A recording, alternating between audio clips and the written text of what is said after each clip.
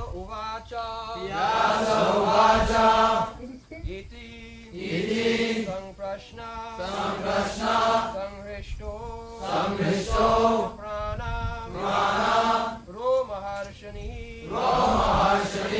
Pratipuja Vachas Desham Pravaktum Upachakrame Vyasa Uvacha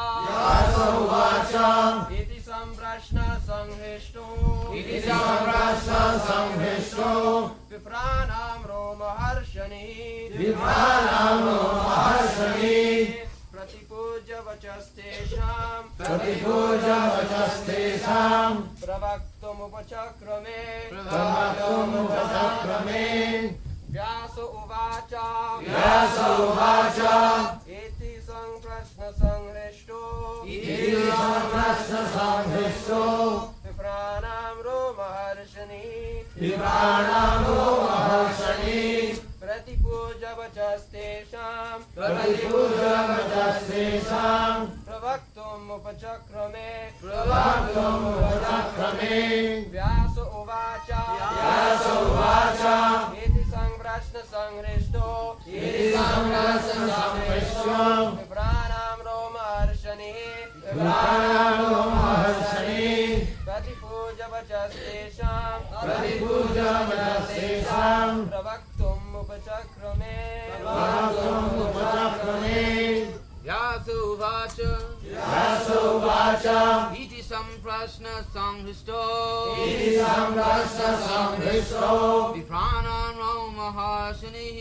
Vipranam Romaharshani Pratipuja Vachastesham Pravaktum Upachakrame Vyasa Uvacha Iti Samprashna Sanghristo Vipranam Romaharshani Pratipuja Vachastesham Pravaktam Upachakrame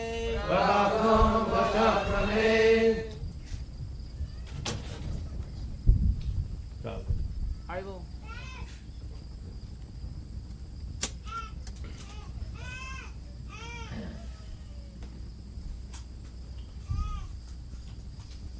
Iti samprasna sanghristo vipranam romaharshani pratipujya vachasti sang pravaktum upachakrame. These are Sanskrit verses. I know most of you are not conversant with this language, but the significance is that simply by vibration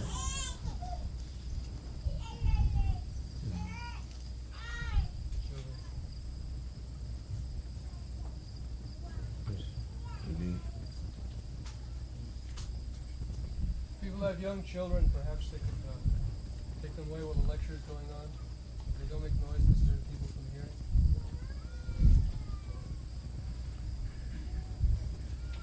So simply by vibration, the atmosphere will be cleansed and purified.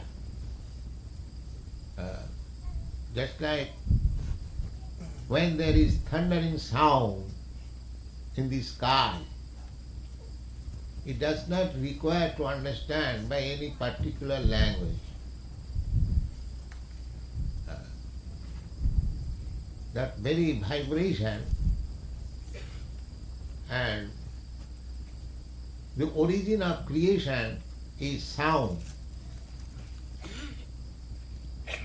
The grosser elements are visible, but the creation takes place from finer elements. The sound is the symptom of the sky. By sound we can understand that there is sky, ether. Then by sound vibration there is circulation of air.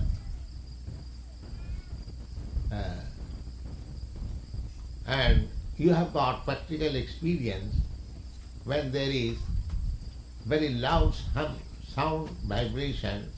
Sometimes there is very strong wind also.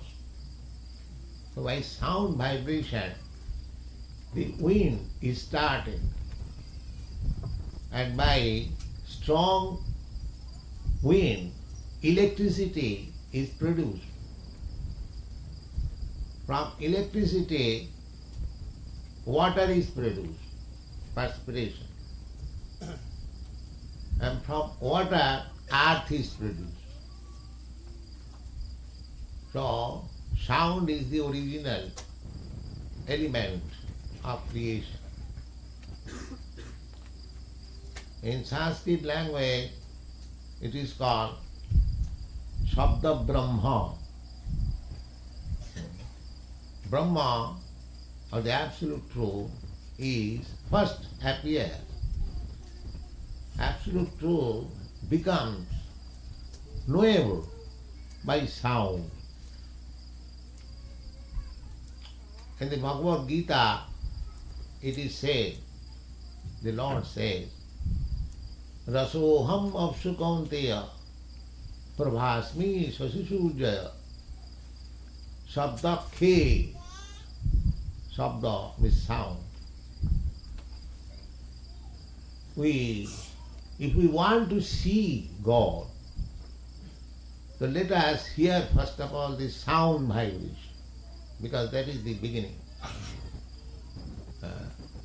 In the Bible also it is said, the Lord said, let there be creation, and there was creation.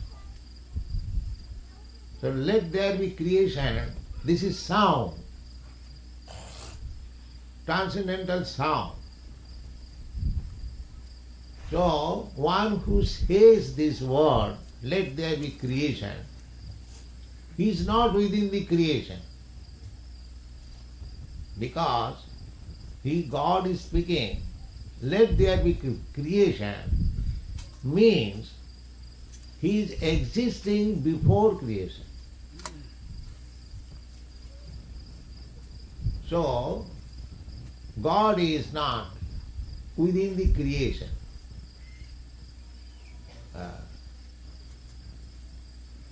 In the Vedic literature, therefore, description of God's body is given as Sac-cid-ānanda-vigrahaḥ. Vigraha means form. Sac-cid-ānanda-vigrahaḥ. Ishvara Parama Krishna. Sac-cid-ānanda-vigrahaḥ. He is not formless. He has got his form. But it is a different form. How we can understand? Because we have got experience of this material world. We cannot see anything subtle. Gross things we can see. Therefore, we can understand by our thoughts what kind of form God has got. Sac-cid-ānanda-vigrahaḥ. Sat means eternal. Chit means knowledge. And Ananda means blissful. So, if we compare with our body, then we can understand what is Sac-cid-ānanda-vigrahaḥ. Sat means eternal. Then if we compare with our body, this body is not eternal. It is destructible. It has got a history it is produced at a certain period.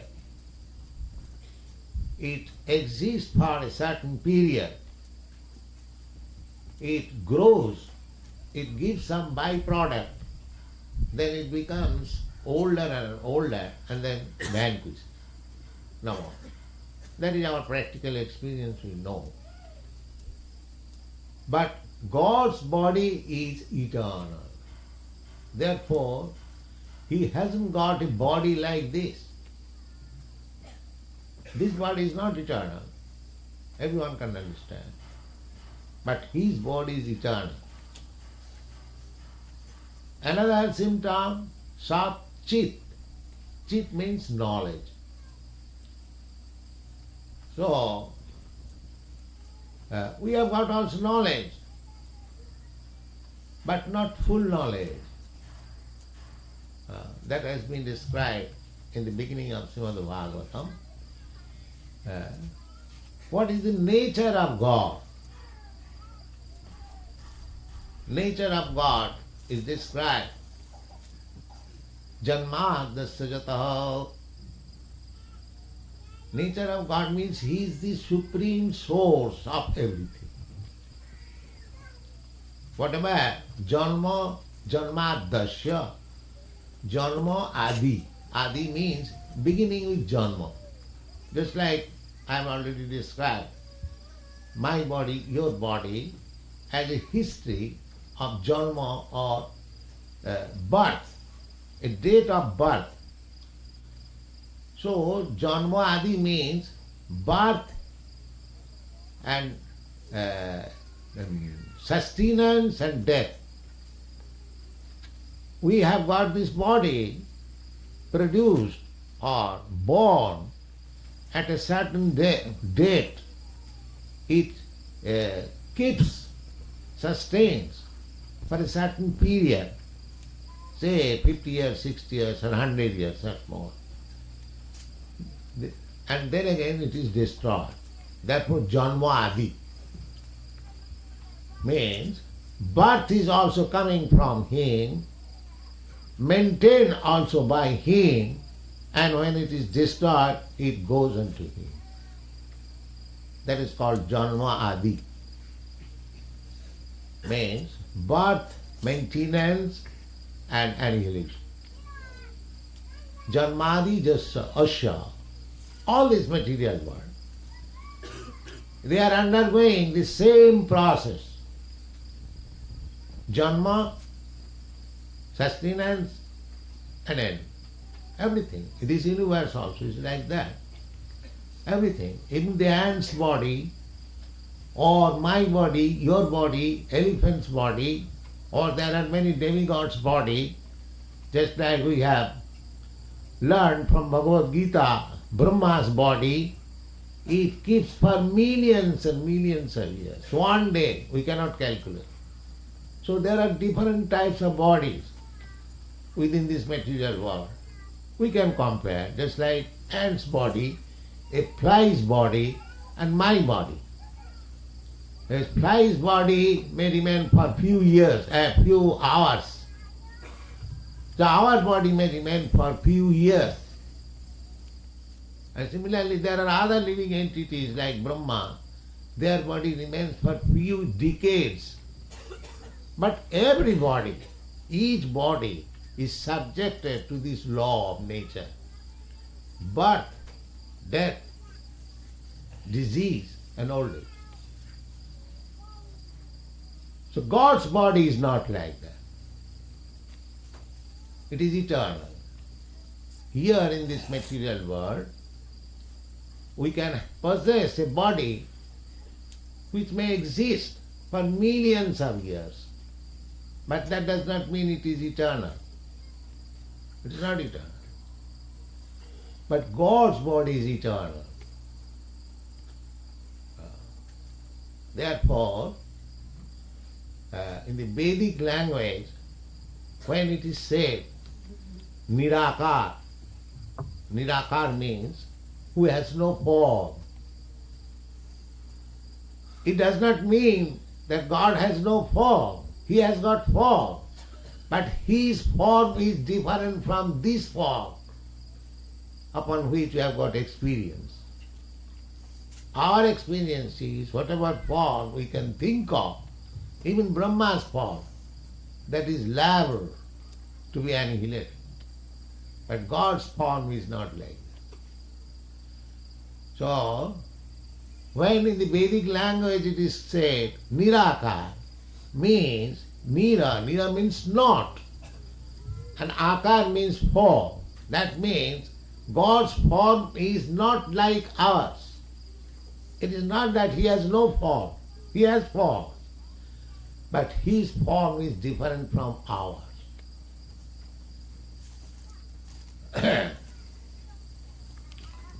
And knowledge. Now knowledge, so far our knowledge is concerned, it is very limited. We do not know. We can have some experience of our present knowledge, but we do not know what was in the past and what is going to happen in the future. Present also, our knowledge is imperfect. Just like we are seeing the sun daily. But what is our experience? The sun is bigger than this planet 1400,000 times bigger. 1400,000 pieces of this earthly planet can be thrown into the sun planet. It is so big. Unless it is so big, how it is possible the sun planet is distributing heat and light for millions and millions of years, and although it is situated 90 million miles, 93 million miles away from us, but it is giving us regular heat and light, and heat is so strong that 93 million miles away still we cannot tolerate the heat. This is the position of this material world, and we cannot have any perfect knowledge. Therefore, our knowledge is imperfect. But God's knowledge is not imperfect. In the Srimad Bhagavatam, in the beginning, it is said, Janmadasya jataha annayat itaratascha artheshu abhigya sarat. The description of God. God is the origin of everything. Just like any one of us, we can understand that my body is generated from my father's body. My father's body is generated from my grandfather's body. My grandfather gone. There must be.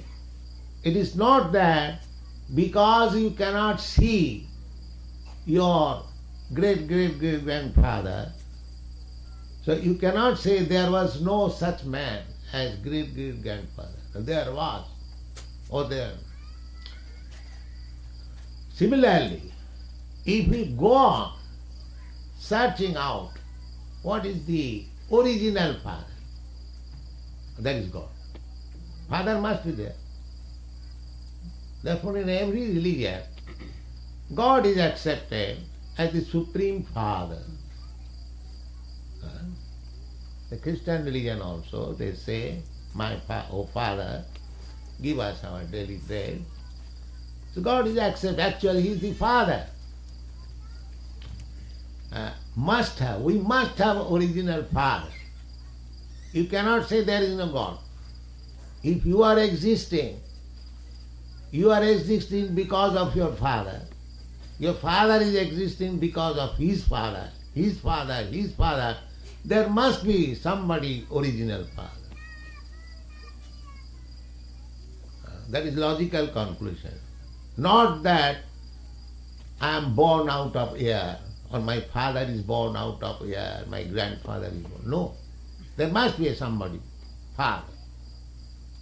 So that is given to understand in the Srimad Bhagavatam that he is the origin of everything. Origin must be there. Anything you take, there must be origin. The modern scientists, they cannot find out the origin. They simply say, it existed like this. Where from this existence came? There was chemicals, hydrogen, oxygen, and mixed up, there was water. Who put the hydrogen, oxygen? So these answers they cannot give, because they have no perfect knowledge. So, logical conclusion is, there must be somebody origin, that is God. From whom everything emanates, everything takes birth. Now, what is the nature of that origin? Is it a stone or living entity? Because we have got two experiences, matter and life. A stone may be very big, but it has no life. But a small ant, although it is very small, it has got life, movement. It has got its independence of moving. That is called life. So, if somebody, God or whatever you say, is the origin of everything, then what is the nature of that origin? Is it like a stone or having life force? Naturally, we can experience that without God being living, how the living entities are coming. We have got experience that I am a living entity, I am coming out of my father, who is also living entity. He is coming of his father, he is also living entity. So how the origin of everything can be a stone-like chunk? No. This is logic, this is philosophy. Therefore Bhagavad says that Janmadasya jata itaratascha arthishu abhigya. Abhigya means he is full of consciousness, knowledge. Sac-cid, chit means he is living. He is not like a dead stone. That cannot be. Because we have no experience that from dead stone life is coming. Sometimes they put argument, Tondula Vrishchika Naya, in Sanskrit it is called. We have no experience. Here, in India, we have got experience. Sometimes from heap of rice, one scorpion is coming out. So foolish man, they will think that the heap of rice, piles of rice is giving birth to a scorpion. No, that is not the fact. One who knows the scorpion, this animal is very clever. They lay down eggs within the heaps of rice, and by the fermentation of rice, it comes out. So actually, rice is not producing the scorpion. It is coming out under some chemical fermentation process. There are manifestation of living entities, there are different types. Udbija, just like trees, they are coming out of the seed. If the seed is sown on the ground, under favorable condition, it comes out. This is also life. And some of the living entities are coming out of eggs. Andaja. Anda means egg. That you have know. You know, the birds, they first have lay down eggs, and then by fermentation, the life comes out. And some of the living entities are coming out from perspiration. You have got experience. So many bugs. If you keep your base very unclean, by your perspiration, the bugs have grown. It is called sedaja, coming out of perspiration. Sedaja, andaja, udvija, and jarayuja, an embryo, just like we have come out. So, there are different processes of begetting or giving birth to a living entity, but God is origin. Janmadasya jata. So, he must be cognizant. He must know everything, otherwise how he can be created? And he can be origin. But his knowledge is perfect. Just like I am claiming, it is my body.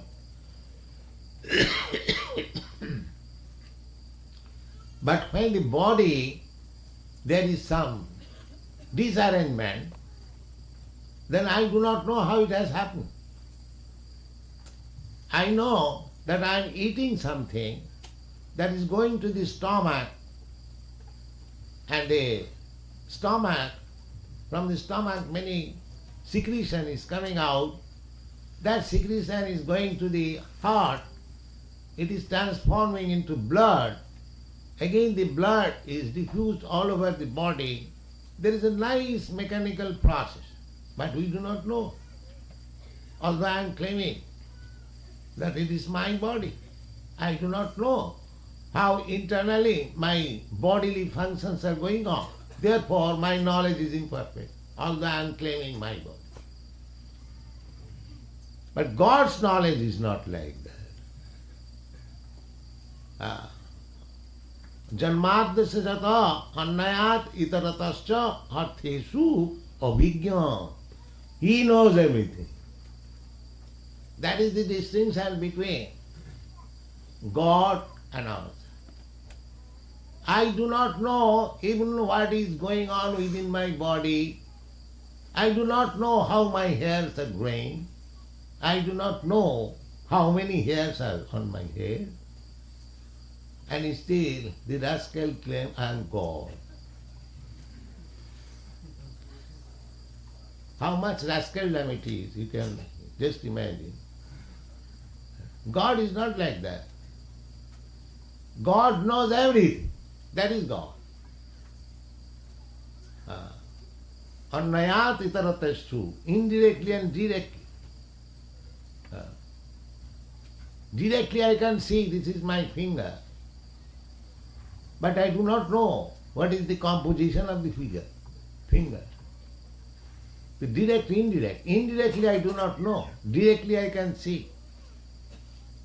So we may have some experience of direct perception, but God has got both direct and indirect perception. We do not know how a flower is coming out, but God knows how the flower is coming out.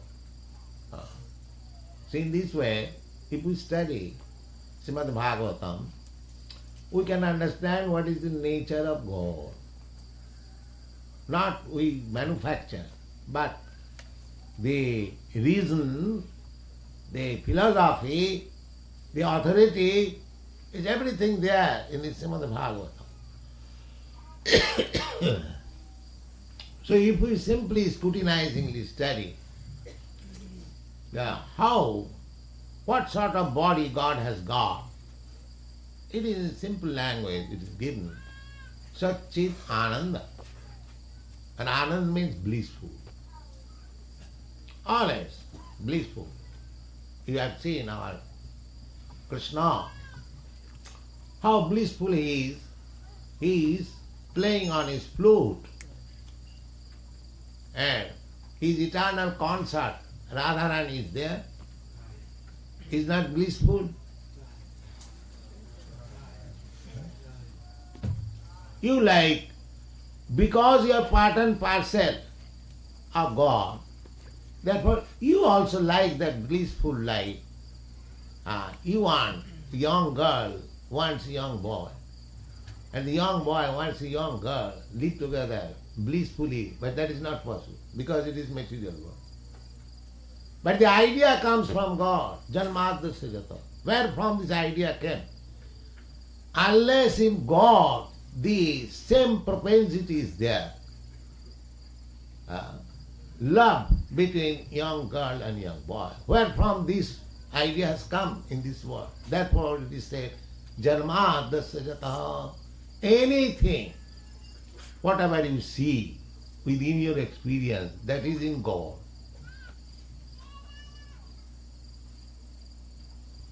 We are practically sample of God. Whatever propensities there are in God, we are God. Because we are part and parcel of God. Just like Atlantic Ocean and a drop of Atlantic Ocean water. Chemically, it is the same. If you test one drop of Atlantic Ocean water, it is salty, immediately, direct perception. And if you analyze the whole ocean, you will find it is salty.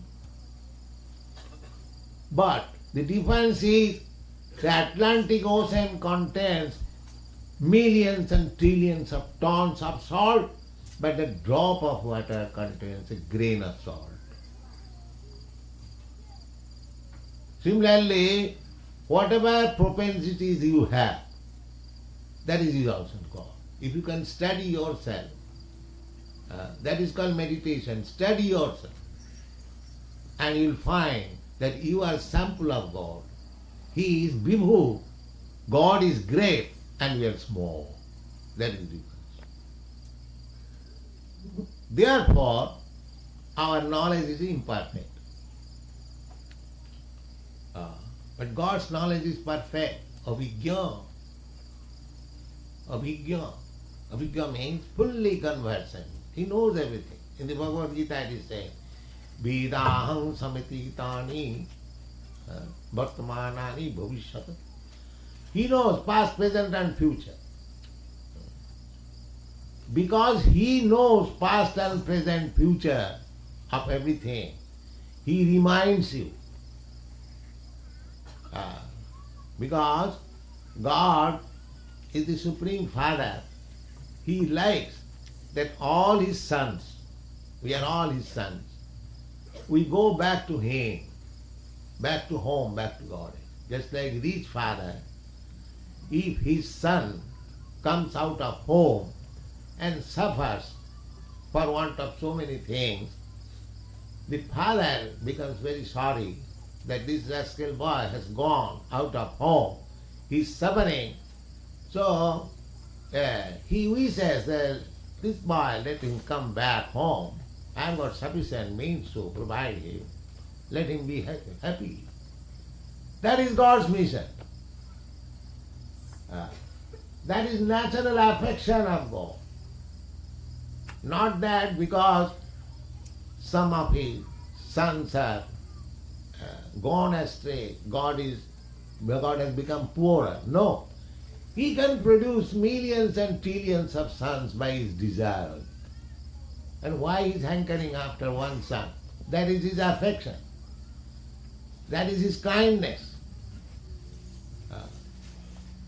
So, God is more anxious to take us back to home, back to God.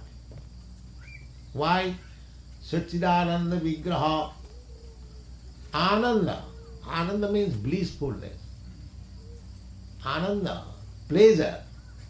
You cannot enjoy pleasure alone. It must be many. There must be many. Why a man takes the risk of becoming family man, He is alone. There is no botheration. But he takes the responsibility of maintaining a wife, children, and working very hard for maintaining them. Why this botheration? No, this is not botheration. There is pleasure. This is not botheration. Botheration means when I cannot maintain my wife, I cannot maintain my children, then it is bother. Otherwise, everyone wants that I live in a nice family, home, with my children, wife, and good income. I shall be very happy. For this reason, one takes the risk of marrying. There is pleasure there. Therefore, God is never alone. He wants to enjoy pleasure with his sons, family members. We belong to God's family member. And because we are out from God's kingdom, all these living entities that we are seeing within this material world, we cannot imagine how many living entities are there, how many universes are there. There are millions and trillions of universes. And each and every universe, there are millions and trillions of planets.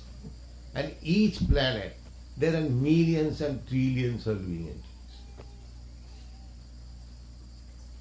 So all of them combined together is only a portion of God's children. The other children, they are living in the kingdom of God. Their number is far, far greater than us.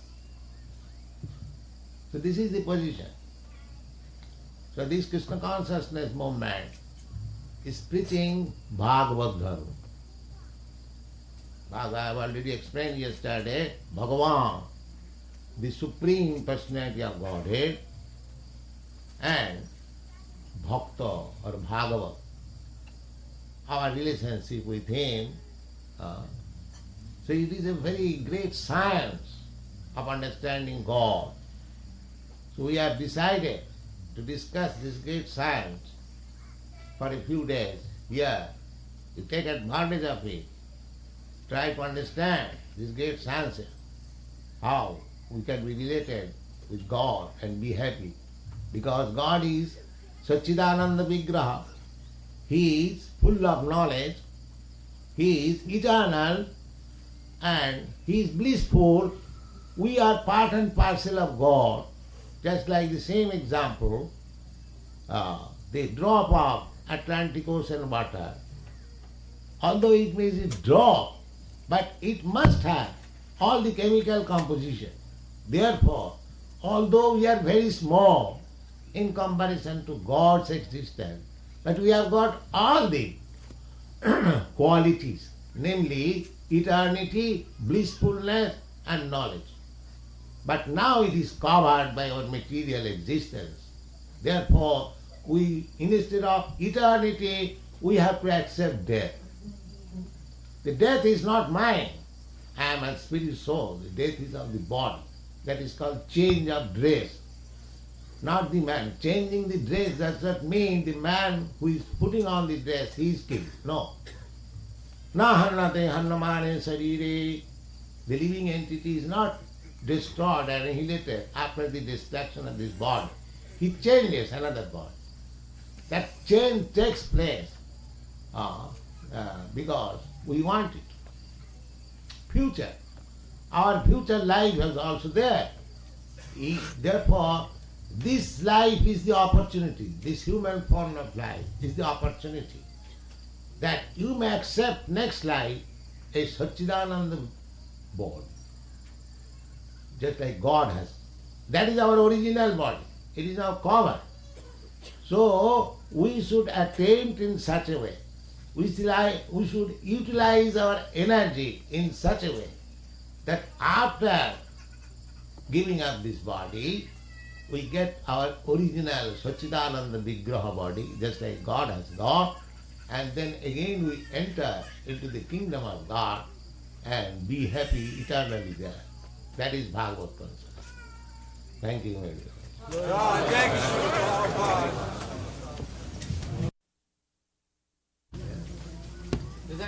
questions, please ask. Raise your hand, please. Especially the guests, if you have any questions, please inquire. Yes, down. You can see the raised hands. The guests. Question was, who is our mother? Material nature is our mother.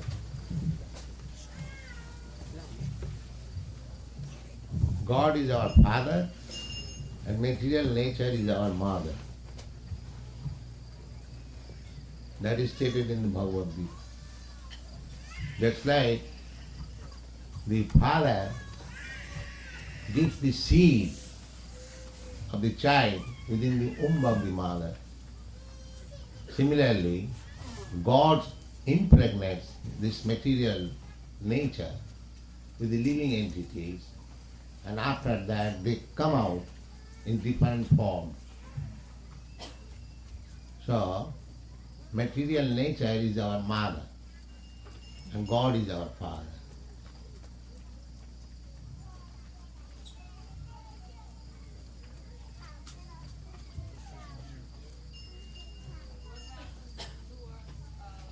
Immediately after our material body dies. In other words, You do not die, your body changes, so you accept another body. You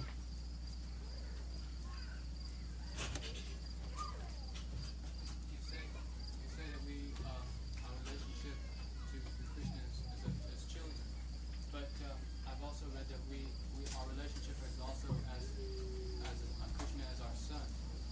Yeah. Uh, Yeah. Because our business is to love God. So, this is very high conception. There are different stages of love. Love in silence, love in servitorship, love in friendship, love in paternal relationship, love in conjugal relationship. So, to accept God as Son is a process of loving God. Just like the parents and a small child. Nobody can love the small child better than his parents. Similarly, one who wants to love God, he prays to God, kindly you become my child. So God is so kind, he becomes child of a devotee. Although God is the original father, but this is a process of loving God. That's like Krishna appeared as the son of Mother Yashoda, because they underwent severe penance in their previous life. Both the husband and wife, they underwent severe penance, and Krishna appeared before them. What do you want? They said, my dear Lord, we want a child like you. So God said, where shall I find a child like me? I shall become a child.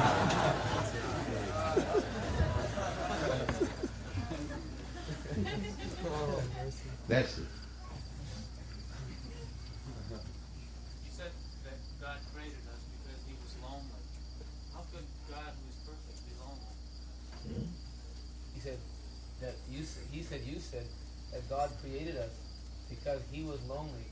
No, I didn't say lonely. Oh, I misunderstood. Yeah. Did you say that? God cannot be lonely. Just like as soon as you say that President Nixon is coming, it does not mean he is coming alone. Because his position as president means wherever he goes, he has got his secretaries, his military commander, and so many things. Similarly, God is never alone. God is always with many paraphernalia. So God is not lonely. Never. You say that we have eternal relationships with the Supreme. Yes. Does that mean that at one time we had this relationship and now we still have it and then we will still have Yes. it later? Yes. Not once you have, still. Without God's grace you cannot live. You are still, but you are forgotten. Just like a prisoner. A prisoner is put into prison house. That does not mean he has lost his relationship with the state. Before coming to the prison house, he was a state citizen. And in the prison also, he is also a state citizen. And the government has concern both ways, when he was free and when he is in prison.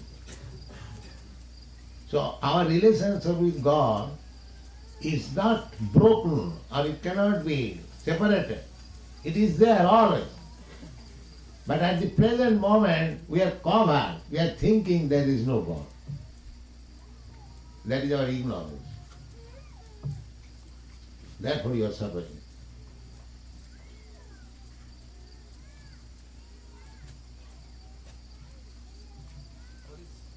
What is evolution according to the Veda?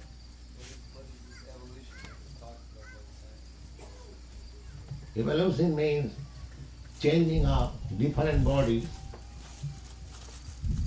The spirit soul is changing from one body to another. And finally is coming in the human form of body. This is a chance to know the actual position.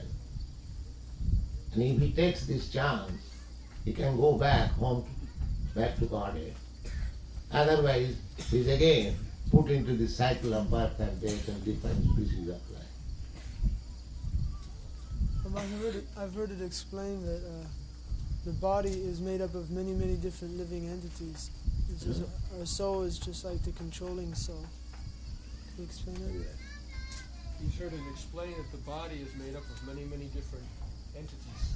Yeah, each cell is like a living entity. Our soul is just the Within controlling. each cell is a living entity. That's all right. What is the wrong way?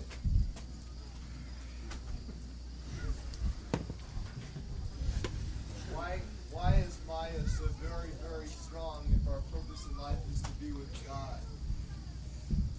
What is that? Why is Maya so strong if our purpose is to be with God? Your purpose is not strong.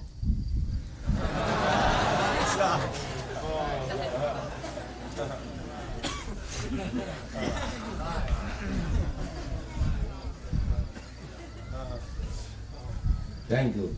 Now happy. Kirtan.